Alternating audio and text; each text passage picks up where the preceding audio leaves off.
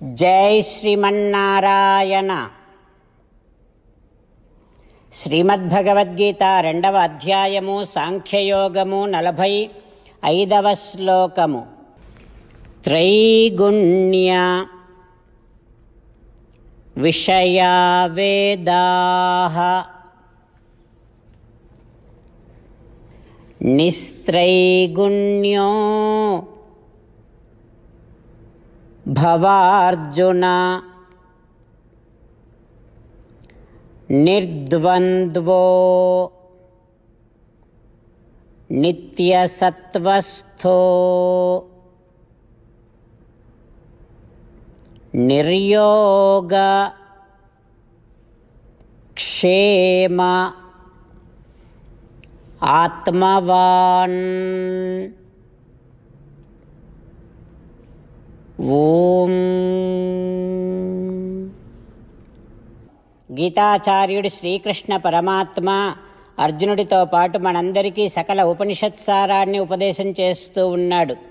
పరమాత్మ అంటూ ఉన్నాడు, అర్జున, ఈ లోకములో ఉండేటటువంటి వారందరికీ కావలసినటువంటివి ఇచ్చేదే వేదమాత. అయితే అందరూ ఒకే రకంగా ఉండరు కదా అర్జున. కొందరిలో సాత్వికమైన గుణం అధికంగా ఉంటుంది, కొందరిలో రాజస గుణం ఉంటుంది, మరికొందరిలో తామస గుణం ఎక్కువగా ఉంటుంది. అలా గుణాలను బట్టి వారి వారి కోరికలు కూడా వేరువేరుగా ఉంటాయి. మరి వారి కోరికలన్నీ నెరవేరటం కోసం కావలసినటువంటి ఉపాయాలు ఇచ్చేదే వేదమాత. అందరికీ కావలసినటువంటి ఉపాయములను ఇవ్వకపోతే వారు వేదముని దూరము చేసుకుంటారు, నాస్తికులైపోతారు.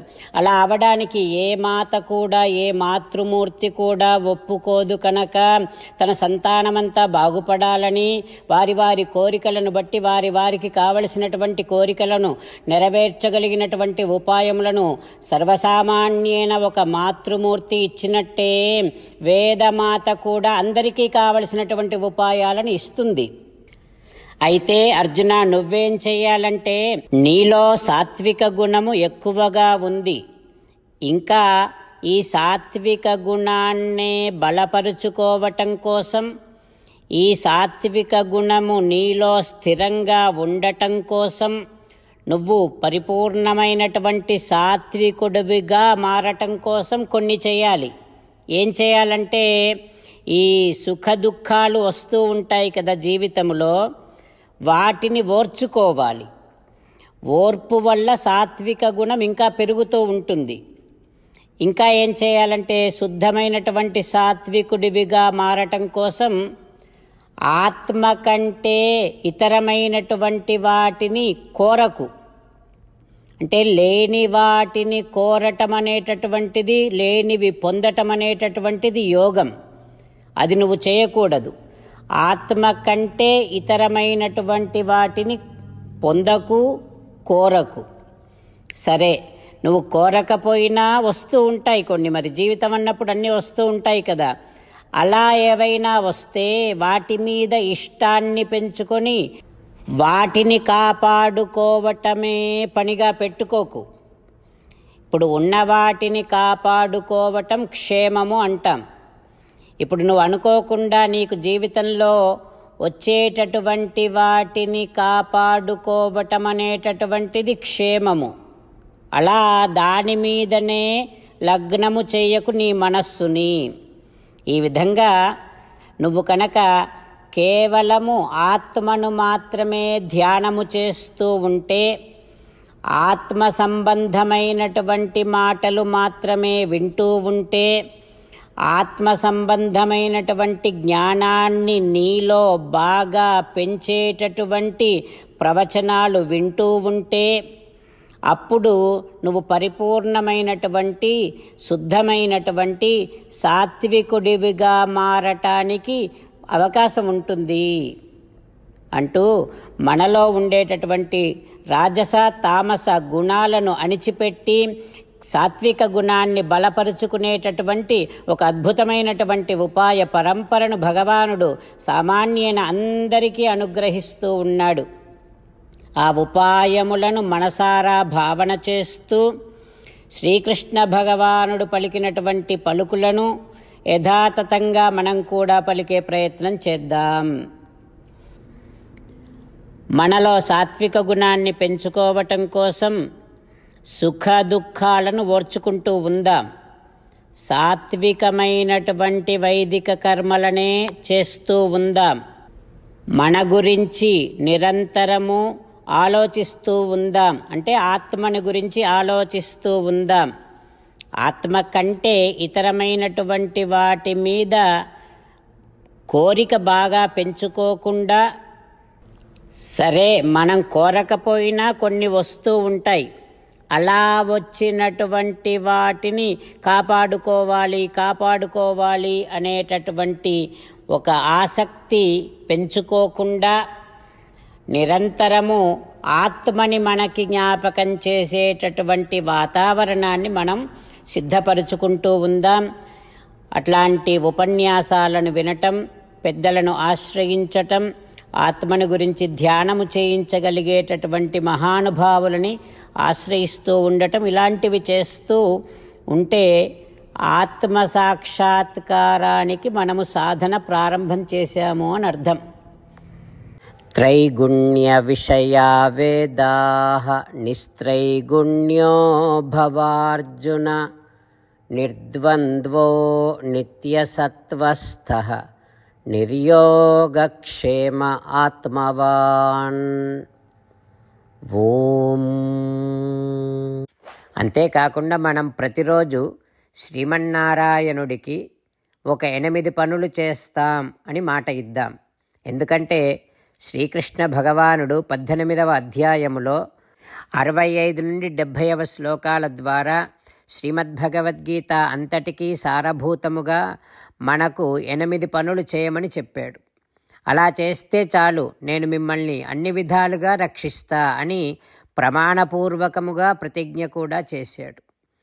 అందుకని శ్రీమద్భగవద్గీతను అంతటినీ విన్న తర్వాత అర్జునుడు కూడా చివరకు కరిష్యే వచనం తవ, కృష్ణ నువ్వు చెప్పినట్టే చేస్తా అని అన్నాడు. కనుకనే భగవానుడు అర్జునుడికి అన్ని విధాల విజయాన్ని అందించాడు.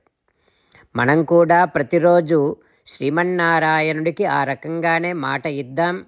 8 పనులు చేస్తాం అని మనము మాట ఇస్తే అది అష్టాక్షరీ మహామంత్ర జపము చేసినటువంటి ఫలితాన్ని మనకు ప్రతిరోజు ఇస్తుంది. ఇట్లా మాట ఇవ్వటం కంటే గొప్ప పూజ, యజ్ఞము, తపస్సు మరొక్కటి లేనే లేదు. అందుకని నేను అంటూ ఉంటాను, మీరు మనస్సులో భావిస్తూ ఉండండి. ఈ రకంగా మనము మాట ఇస్తూ ఉంటే శ్రీకృష్ణ భగవానుడి ముఖారవిందములో కలిగేటటువంటి ఆనందాన్ని మనం ప్రతిరోజు దర్శిద్దాం, ఆస్వాదిద్దాం. జై శ్రీమన్నారాయణ. హో శ్రీమన్నారాయణ, నువ్వు చెయ్యమన్నట్టే నేను నిన్నే సంతతము ధ్యానము చేస్తూ ఉంటా. హో శ్రీమన్నారాయణ, నువ్వు చెప్పినట్టే నేను నీ భక్తుడిగానే ఉంటా. హో శ్రీమన్నారాయణ, నువ్వు చెయ్యమన్నట్టే నేను నా విధులను, కర్తవ్యాలను నీ సేవగా, నీ తృప్తి కోసమనే సక్రమంగా నిర్వర్తిస్తూ ఉంటా. హో శ్రీమన్నారాయణ, నువ్వు చెప్పినట్టే నేను నీవాడిని అనే మహావిశ్వాసముతో నీకే నమస్కరిస్తూ ఉంటా.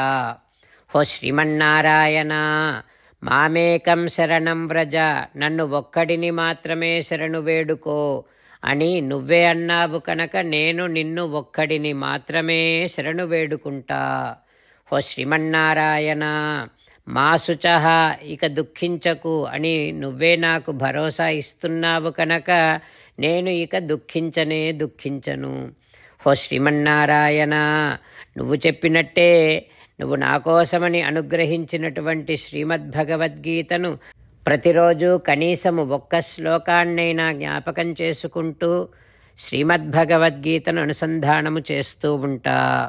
హో శ్రీమన్నారాయణ, నువ్వు చెప్పినట్టే నువ్వందరి కోసమని చెప్పినటువంటి శ్రీమద్భగవద్గీతను తెలియని భక్తులందరికీ తెలియచేసే నా వంతు ప్రయత్నాన్ని నేను నిరంతరము కొనసాగిస్తూనే ఉంటా. హో శ్రీమన్నారాయణ, నేను నువ్వు చెప్పినట్టే చేస్తా, నీకు నచ్చినట్టే ప్రవర్తిస్తా, నీకోసమే పని చేస్తూ ఉంటా. కరిష్యే వచనం తవ. జై శ్రీమన్నారాయణ. భక్తులకు ప్రత్యేకమైనటువంటి విజ్ఞాపన. మీకు అన్ని విషయాలలో వెంటనే మంచి ఫలితాలు రావాలి అనంటే ప్రతిరోజు 1 నిమిషం వెచ్చించి నారాయణాస్త్రాన్ని చదవండి. ఇక మీకు తిరిగే ఉండదు. నారాయణాస్త్రాన్ని పొందడానికి మీరేం చేయాలంటే నారాయణాస్త్రం అనే వెబ్సైట్కి వెళ్ళి మీ పేరు, మీ ఈమెయిల్ ఇస్తే మీ ఈమెయిల్కి నారాయణాస్త్రం PDF వస్తుంది. అందులో ఒక రామాయణ శ్లోకం, ఒక గీతా శ్లోకం, ఒక విష్ణునామం ఉంటాయి. ఆ మూడింటిని కలిపి నారాయణాస్త్రం అంటాం. ప్రతి ఒక్కరికి వేరువేరు శ్లోకాలను ఇస్తున్నాం. ఆ రకంగా ఎవరి శ్లోకాన్ని వారు ప్రతిరోజు తప్పనిసరిగా చదవటం వలన ప్రతిరోజు ప్రతి 24,000 భక్తులతో ఒకసారి సంపూర్ణ రామాయణ పారాయణ, 33 సార్లు శ్రీమద్ భగవద్గీత పారాయణ, 24 సార్లు శ్రీ విష్ణు సహస్రనామ స్తోత్ర పారాయణ జరుగుతుంది. ప్రతి ఒక్కరికి అంతటి విశేష ఫలితము ప్రతిరోజు లభిస్తుంది. అందుకని మీరు, మీ కుటుంబ సభ్యులు అందరూ ఒక్కొక్కరు ఒక్కొక్క నారాయణాస్త్రాన్ని వెంటనే పొందండి. జై శ్రీమన్నారాయణ.